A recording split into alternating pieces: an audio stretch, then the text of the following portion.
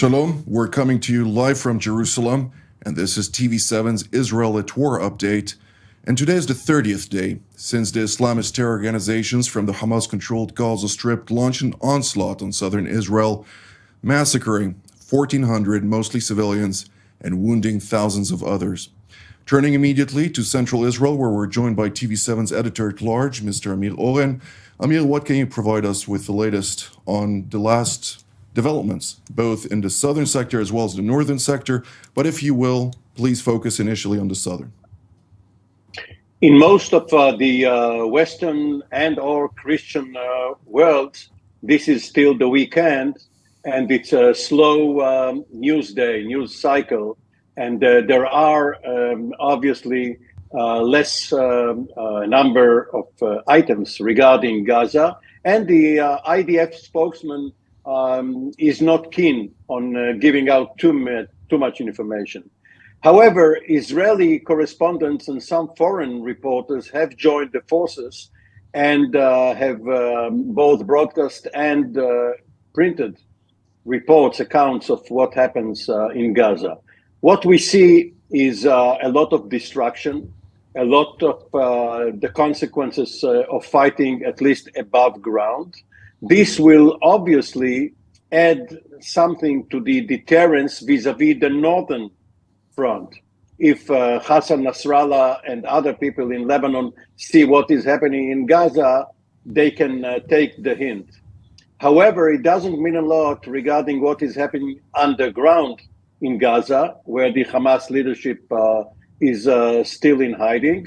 And it does put more pressure on Israel to give in to the American demands and other friendlier Arab governments' demands that Israel pauses for a while, agrees to humanitarian pauses, quote unquote, and come Monday morning, we will probably see more fighting and more consequences of the Hamas massacre of October 7th. Thank you, Mr. Oren. Let's turn immediately to an undisclosed location where we're joined by the commander of the Israeli Air Force Task Force for Air and Missile Defense, Brigadier General in Reserve Doron Gavish. Doron, what can you provide us with the latest on the operational developments vis-a-vis the Hamas-controlled Gaza Strip? Yeah, well, thank you, Jonathan. I think we should say that what we are seeing is that the enlargement, continuously enlargement of the ground forces operation in the Gaza Strip. We see some fights between those terrorists and the Israeli forces. We have to mention that in the vast majority of them, the IDF is the one that is, I would say, his hands is on the up, and from this is from the ground point of view. The Israeli Air Force is continuously striking in the Gaza Strip, continues with his two missions. One of them is the Hamas targets, directly looking for Hamas infrastructure, tunnels, and of course Hamas terrorists. And the other one is the close support to the ground forces. So we see the Air Force continuously with this mission. I think it is important to highlight that today Rear Admiral, the Israeli spokesman, IDF spokesman, came out with a very interesting footages of the Hamas terrorists, which are trying to block the Palestinian people to go to the south part of the Gaza Strip. He also mentioned that there were more than 1.5 million flyers that were sent to them, asking them to go down to the south part of the Gaza for the humanitarian area that they could be provided there by water and other supplies. And also he was mentioning that there were 20,000 telephone calls that the IDF from Israel part were calls to the Palestinian population to go down to the south. And of course, again and again, we see the Hamas that is blocking them from going to those areas, using them as these human shields. So we see that for the Hamas, he sees the Palestinian people as its asset, and he sees them as his human shield, as we just said. So I think it is very interesting to see all those footages that were released lately by the IDF spokesman. The last thing that I would mention is that the Hamas was trying to shoot a long-range rocket toward the southeast of Israel. It was intercepted by the Arrow system and by the Israeli Air Force Air Defense. And once again, we could see the multi-tier defense that is being applied all over Israel, the Iron Dome in the lower tier, the David Sling, and then the Arrow. And this multi-tier defense is showing its results in the last few days and also yesterday. Thank you, General Gavish. I think it's very important to note, particularly with regard to Israeli efforts to encourage the civilian community in the northern Gaza Strip to move south via the Salahuddin route. Other routes are also made available, and there are active operational activities being conducted in order to try and open up those motorways in order to allow those civilians to go south. While I was trying to figure out what other complexities are there, apparently Hamas is also providing disinformation and not only disinformation, psychological warfare against the population in Gaza, knowing full well the consequences of them staying up north. And therefore they published footage of dozens of bodies along the routes going southward, claiming that whoever goes south will be shot. Obviously, they're claiming that Israel would do so. Unfortunately, we all know that Hamas is responsible for these atrocities time and again. Let's turn to our additional guest for today's update. That is Major General in Reserve Nimrod Shefer, who was the former Israeli Air Force Chief of Staff, as well as the Planning Branch Chief for the IDF General Staff, and among a long list of very impressive curriculum vitae, he also served as the President and CEO of the Israel aircraft industry. Thank you for joining us, General. I would like to immediately ask you about the strategic complexities to the current engagement vis-a-vis the Hamas-controlled Gaza Strip. When you look at it as a former fighter pilot, as somebody who was basically the commander of the entire Israeli Air Force, what do you see? What are the complexities that you right now look at and understand various challenges that may be truly challenging Israel? Hi, good afternoon. Just a brief comment about psychological warfare. It's not psychological. Hamas actually kills its own people. So it's nothing about psychological warfare. They just kill them if they don't behave as they expect them to. In the large picture, we are talking about actually 5 fronts for the Israeli arena. We're talking about Hamas, about Hezbollah in the north, about Iran in the east, about Yemen in the south, and very sad to say so, we are talking also about a potential internal front. And you're talking about our own ministers. We see the risks that we can face if we are not cautious enough with the Palestinians in the West Bank.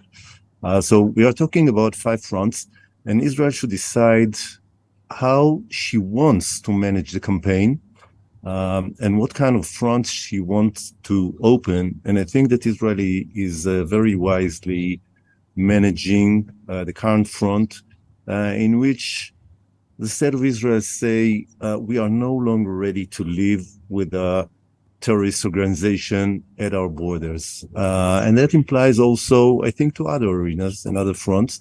And when you look about it, and when you look at the campaign in Gaza Strip and in Gaza, you understand that Israel means business this time, meaning we will not allow Hamas to live anymore next to our border, no matter what the consequences are, because we understand there's nothing about deterrence, or it's not enough to deter them from terrorist activities, as they did just a month ago. And when we look to the other fronts, it is a very good question to ask, what with the northern front, with Hezbollah?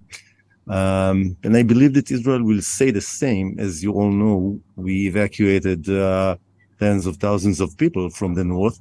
And the question is, okay, what should happen in order for them to go back home? Currently, the war in the northern front is on a low key, which means there are shooting from time to time, but it's not a full-scale war. But in the coming weeks, I hope no more than that, people should come back home. So this is a good question. What should be there?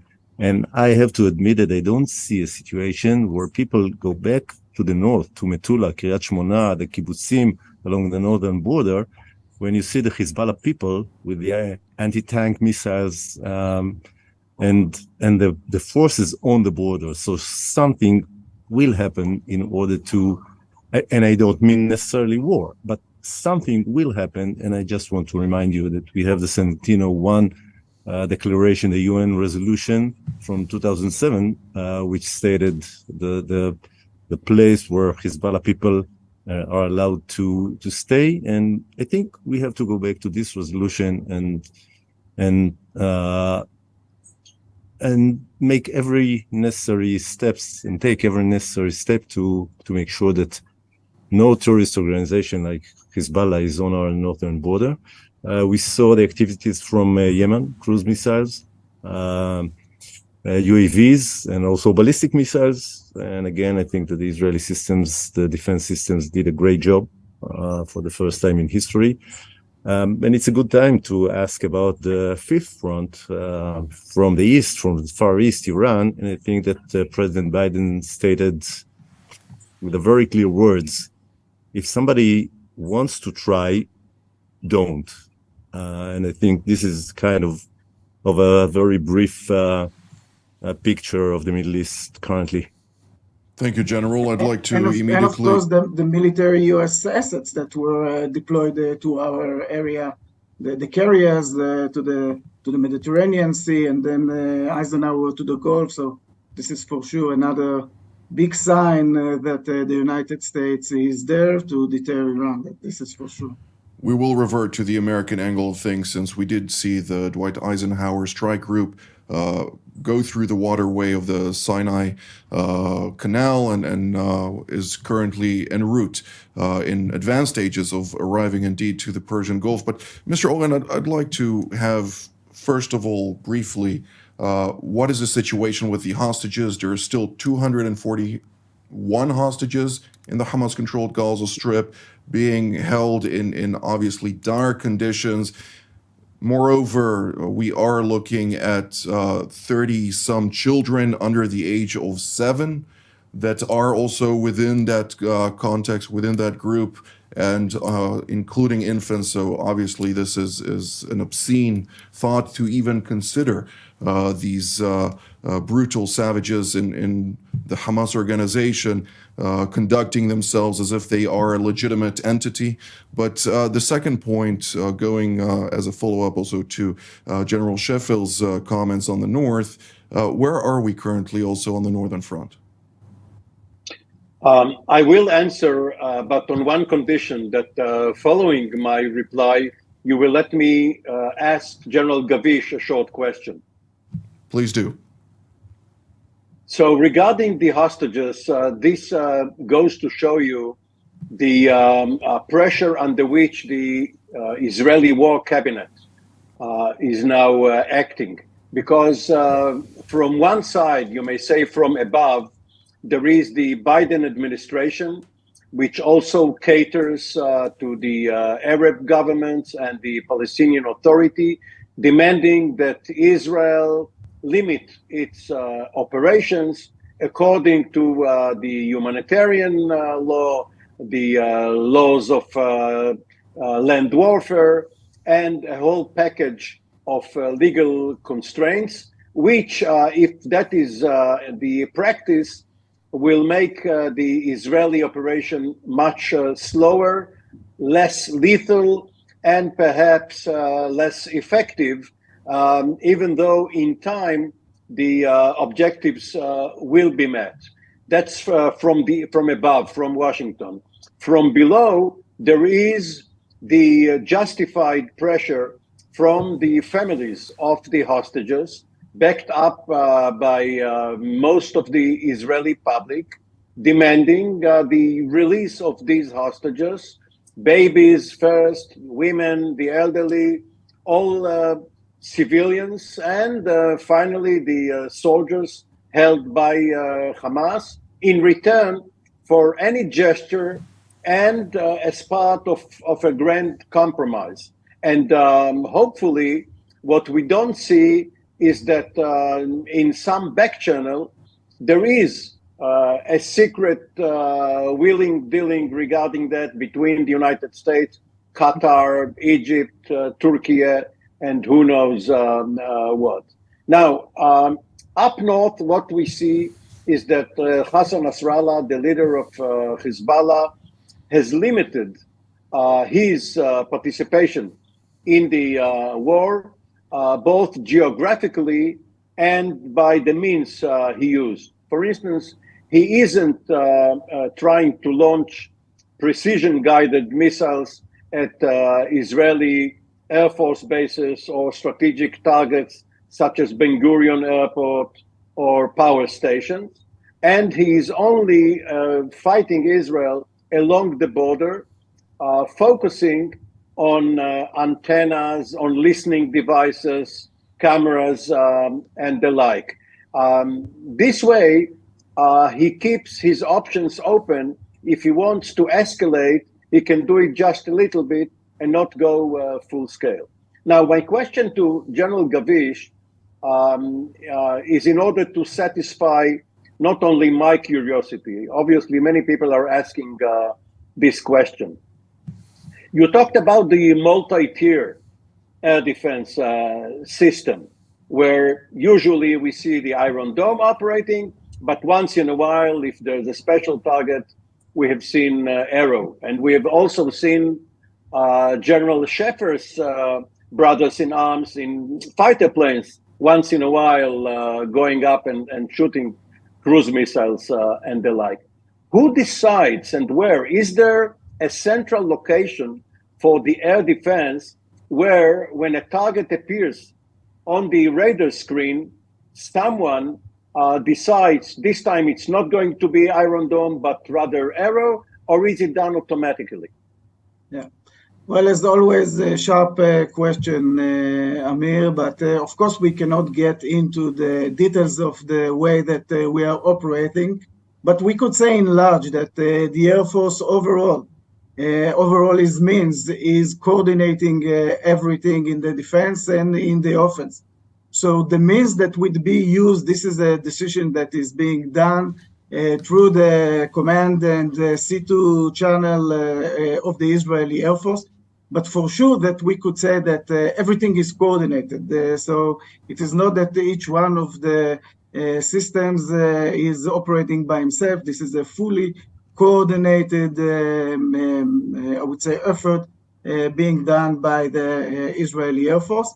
And also, once we already talked about it, we continuously mention, of course, that the defense is not hermetic, and we ask the Israeli people to listen very carefully to those orders which are coming from the Israeli Home Front Command and go to the shelter. And this combination of kinetic interception and then going to the shelter, this is what really allows us to such a low number of Israelis that were hit by those rockets. General Sheffer, as a former director of operations for the Air Force, you probably are able to expand on what General Gavish just said, if you care to. Yeah, the most important thing when you decide which tool you're going to use is the nature of the target. And so there are different natures of the target. There are low-level flyers, there are cruise missiles, there are ballistic missiles, all kinds of targets. And when you sit in the command control center in Tel Aviv, I think this is not a secret, right? You you have all the sensors that are coming to a certain place, which allow the person who sits in the command post to decide. But there are some automatic procedures, of course, which, as Doron say, we cannot get into details, but the system works very rapidly, meaning the time of response is very short, and it allows you to hit the target as far as you can, meaning not allowing it to come near to our borders, but if you need to intercept something, then do it as far as you can. So this is the nature of the defense system. Thank you very much, General Sheffer, as well. I'd like to revert to General Gavish and ask for an update on the latest operational developments vis-a-vis the northern front of Israel. Yeah. So, we just talked about the way that the Air Force is applying its means. So we saw in the last, few hours ago, there was an unmanned vehicle that was sent by the Hezbollah, and it was intercepted by the Israeli Air Force. So we continuously see that the Hezbollah, from one hand, is keeping his I would say military efforts, and then Amir mentioned it before. We are under the world threshold with the Hezbollah, but still we see some rockets that are being shot, some UAVs, some anti-tanks missiles. But in all those encounters, the Hezbollah is losing. This is also something which is important to mention. They have more than around 70 people that were killed during the last week or two, and the majority of them from the Hezbollah, some of them Hamas supporters. But the missiles are being intercepted, the UAVs are being intercepted, and most of the anti-tank units are being shot by the Israeli Air Force even before they shot their missile.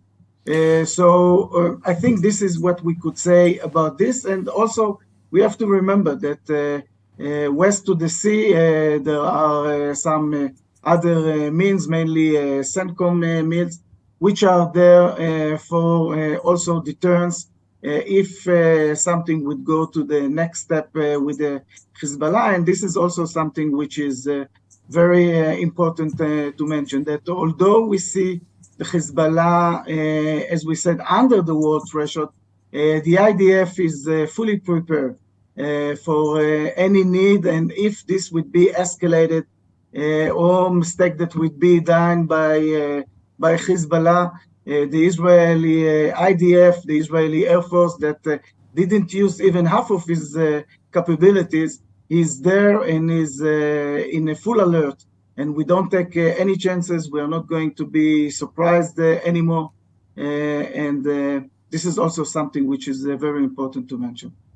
General Sheffer, I'd like to ask you about the United States' involvement in this conflict right now. Obviously, we see the Fourth Strike Group in the Eastern Mediterranean, not far from this island of Cyprus, and then we see the Eisenhower Strike Group en route to the Persian Gulf. The official statement by the Pentagon highlighted maritime dominance, intelligence gathering, and deterrence vis-a-vis the Islamic Republic of Iran and its proxies throughout the region. And therefore, I'd like to ask you about the elephant in the room. The Islamic Republic of Iran is obviously very active. All of its proxies are engaged in conflict with Israel, some of which have already declared war. The closer ones are less inclined to do so, knowing full well what it would mean to them. Do you see the ongoing efforts of the United States yield fruit, or do you expect there to be some sort of miscalculation that may potentially also draw the entire region into a multi-sector conflagration? Yeah, thank you for the question. As I can judge the situation, the American involvement is very effective, meaning their presence here bears fruits in the way that the other players around see that there is somebody else in the arena. But more than that, the American involvement in this campaign is unique because for the first time, they are an active player alongside Israel. They were always here, but never as active as they are. just even shooting cruise missiles and UAVs coming from Yemen to Israel just 2 weeks ago, or even being a player in the war room of the Israeli cabinet for the first time in history. The future will say if that's good or bad in the long term, but I think it is very effective in this campaign, and the friendship, the deep and special friendship that the United States have with Israel, I think it's a major key in this war. I'm glad they are here. Thank you, General. Mr. Oren, you know, Jonathan, we have a saying among ourselves, the Israeli high-rank officers and the U.S. high-rank officers, partners in peace, brothers in war. And today, when we talk to each other, we start with my brother. And this is really what we feel today. The relations are very, very strong. The coordination is very strong. And, from a personal point of view, I still remember myself as a young captain sitting in Tel Aviv, shoulder to shoulder with my American brother, shooting with the U.S. Patriots, shooting against those cats coming from Iraq. So we saw it in the past, and we are sure that if we would have to go to the next step here in Israel, at least on the military level, everything is there. The friendship, the willingness, and of course the cooperation. Thank you, General Gavish. 10 seconds, Mr. Oren, last sentence. Yes, even though General Gavish is, of course, right, as was General Sheffer, nevertheless, the Pentagon has ordered a few days ago General Glean from the Marine Corps and other high-ranking officers to leave Israel and not take part in the ground phase of the war. Indeed. Well, this is all the time that we have for today, so I'd like to thank Mr. Oren, General Gavish, and General Sheffer for taking out of your times in order to update us on the latest. I'd like to thank all of you at home as well from here in Jerusalem. Until next time.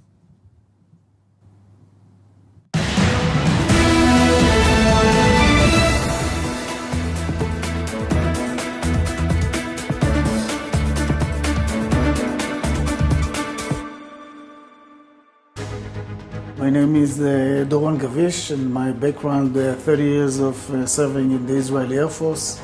My last job, I was the commander of the Israeli Air and Missile Defense during the introduction of the Iron Dome to the defense of Israel.